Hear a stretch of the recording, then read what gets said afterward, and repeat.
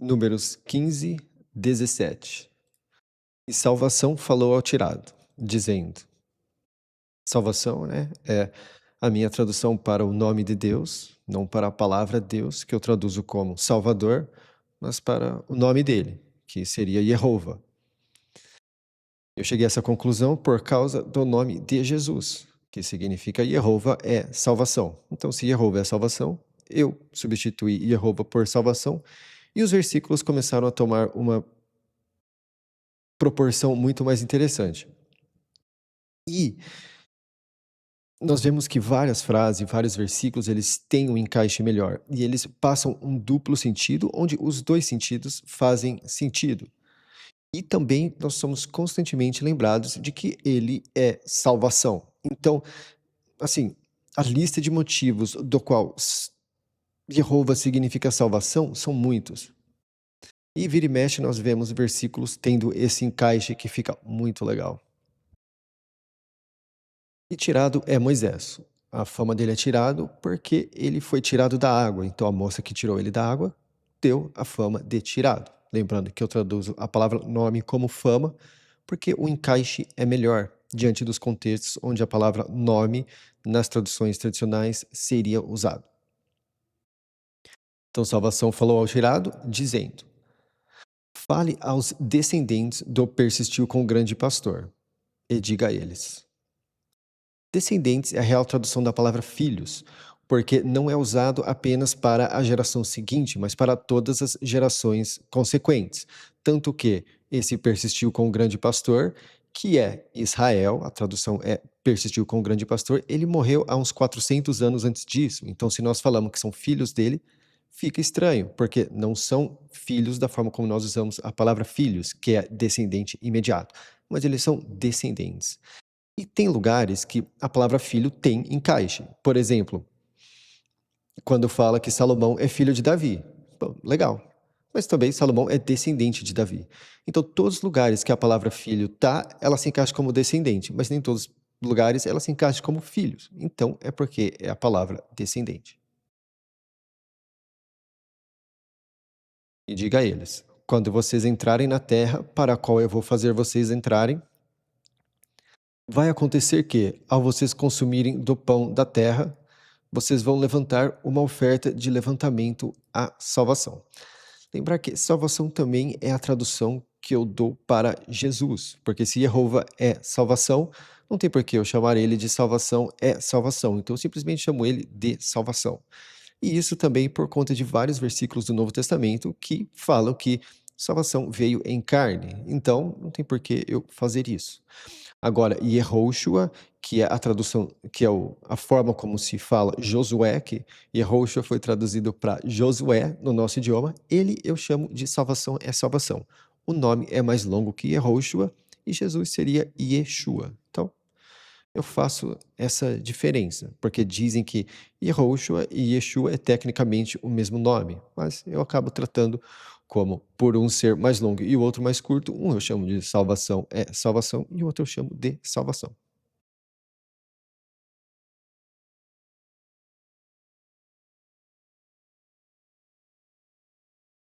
20. Do começo das massas de vocês, vocês vão levantar um perfurado como levantamento.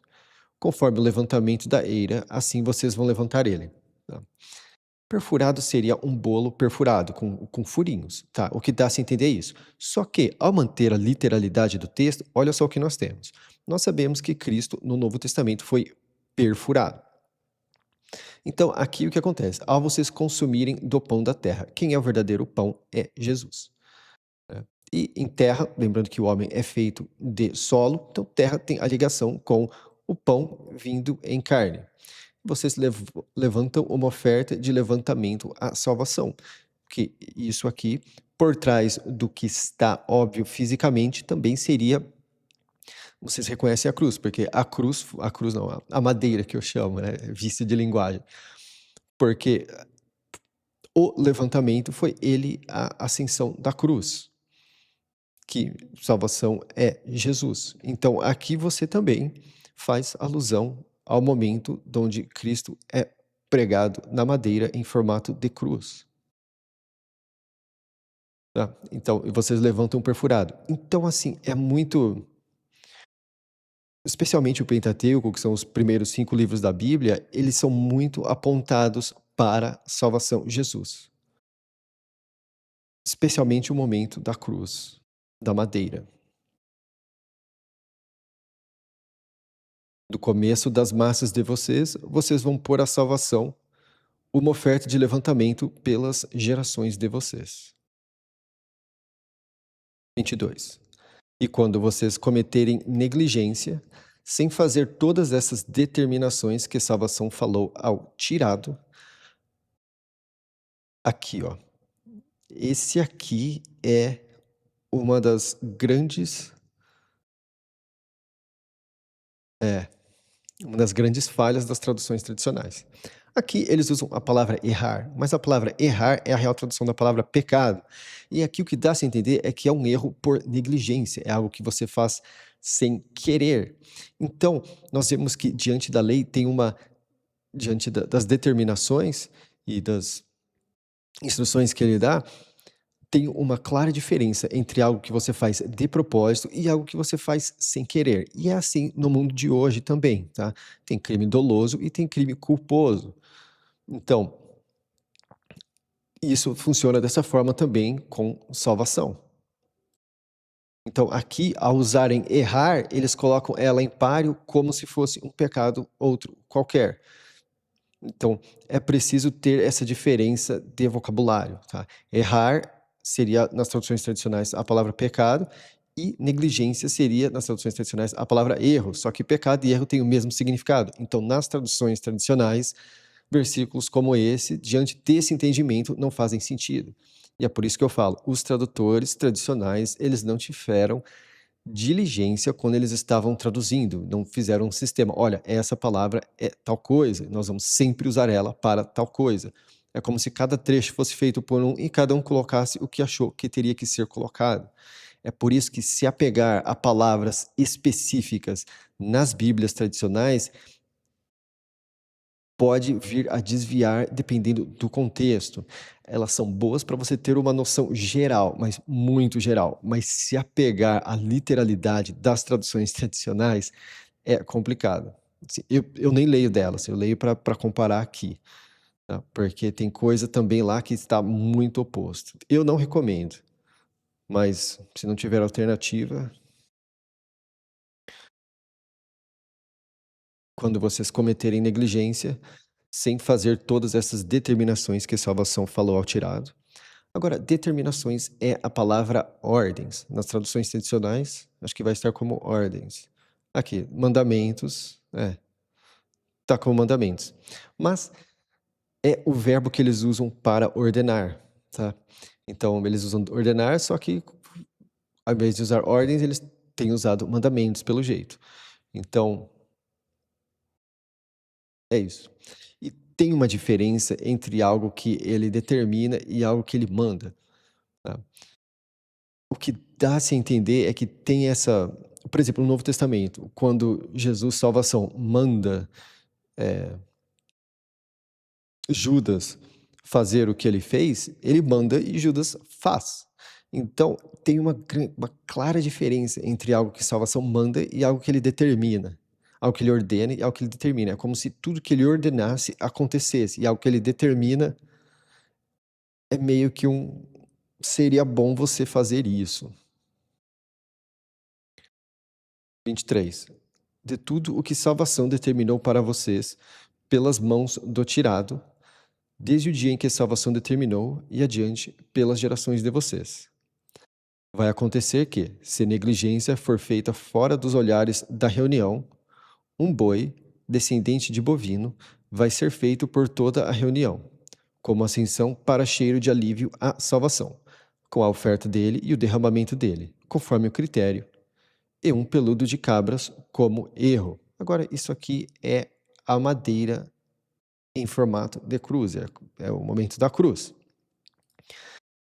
Porque eles não sabiam o quanto eles estavam distante do real salvação, tá? Então foi oferecido um boi, um descendente de bovino, lembrando que Jesus salvação fala, eu sou o alfa e o ômega, né, o Aleph e o Tav, e o Aleph é o símbolo de um boi nesses pictogramas que eu analiso, tá? Então, você tem esse encaixe, e aquilo é feito por toda a reunião. Lembrando que reunião é a tradução da palavra sinagoga, então um boi vai ser feito por toda a sinagoga, porque ele veio primeiro aos judeus, tá? Como ascensão para cheiro de alívio à salvação, porque aquilo foi para aliviar o coração de salvação Jeová, com a oferta dele e o derramamento dele, porque Jesus, salvação, foi a oferta e o sangue dele foi derramado, tá? Um peludo de cabras como erro, que essa é a tradução da palavra pecado e não essa aqui, que é traduzida como negligência, e por isso que Jesus, salvação, veio, tá? Para que você reconheça os seus erros através e busque uma vida diante dele. Então aqui, ó, vamos ver até como... aqui eles já mudaram. Aqui, ao invés deles usarem a mesma palavra que eles usaram aqui, que aqui eles usaram pecado e aqui eles usaram sem intenção. Então, assim, tá inconsistente. As traduções tradicionais estão inconsistentes diante do vocabulário. 25. E o operador de purificação, que é a minha tradução para a palavra sacerdote, é uma mistura do que o hebraico dá a entender e uma mistura do que o grego dá a entender. Porque a raiz da palavra sacerdote no grego é a palavra puro, e a raiz da palavra sacerdote no hebraico aponta para uma questão de operador, alguém que opera de alguma forma. Só que se eu coloco só uma coisa ou outra, fica confuso. Então, eu coloquei as duas para comunicar o que de fato é. Porque os sacerdotes, por todas as religiões, de alguma forma ou outra, eles operam algum tipo de purificação. E a palavra sacerdote, elas têm encaixe em todas as religiões. E o operador de purificação vai fazer revestimento. Aqui, ó. Cada uma usa uma coisa. Ah, tá.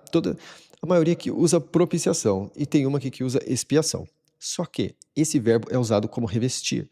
Quando Noé, o alívio, reveste a arca de piche, ele usa essa palavra. Então é porque é revestimento. E isso tem encaixe, porque quando você reveste alguma coisa, você coloca uma camada de proteção.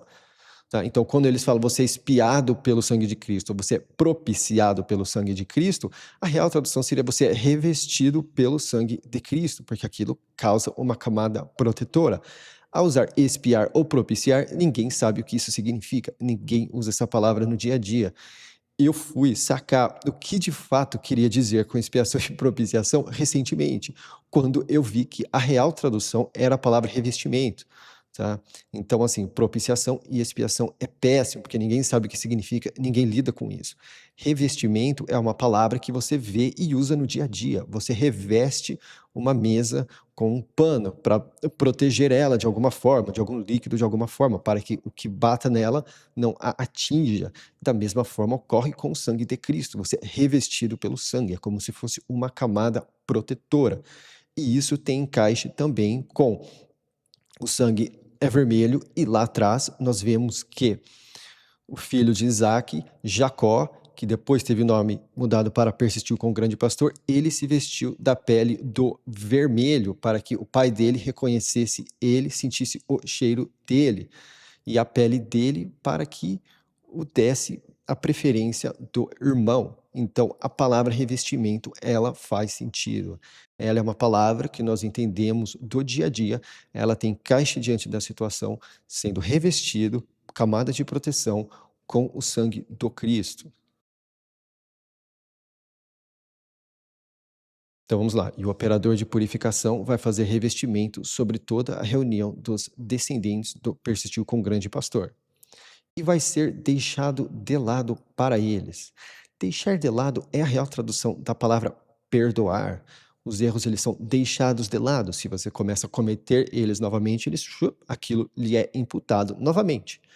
E o discurso bíblico comprova isso. Não é quando você para de fazer um erro, aquilo não é resetado e vai embora e depois quando você erra, você começa do zero. Não, os erros antigos que você fizeram volta para você. Isso é bíblico, tá? Não é aquela chavinha de reset que você dá, você reformata seu computador e começa do zero. Não, tá? Quando você tem que deixar o seu erro de lado e o Salvador deixa ele de lado. Mas se você começa a fazer ele, você traz ele à tona de novo, ele traz ele à tona de novo. Aquilo volta a ser imputado a você, como se você nunca tivesse deixado de lado. Muitas vezes pior, porque nós vemos isso acontecendo especialmente com viciados em alguma coisa, tá? A pessoa que é viciada em álcool, quando ela para, se ela para 10 anos, quando ela volta a praticar, é como se ela nunca tivesse parado, e às vezes pior. Então nós vemos que funciona dessa forma, de uma forma empírica,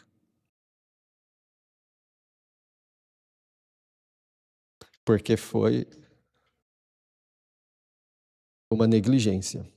E eles trouxeram a aproximação deles, uma combustão à salvação. E o erro deles à frente de salvação, pela negligência deles.